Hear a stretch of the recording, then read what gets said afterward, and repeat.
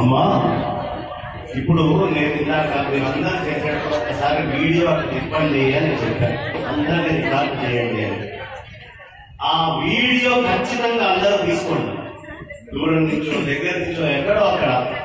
భక్తుడు మీ లోపల వచ్చిన తర్వాత మీకు తెలియకుండా లేచినటువంటి మీ చేతుల యొక్క ధ్వని ఖచ్చితంగా మీరు చూసుకోవచ్చు. మీకు తెలుస్తుంది ఎలా వచ్చాడు ఆ చైతన్య స్వరూపంగా అనేది మీకు అర్థమై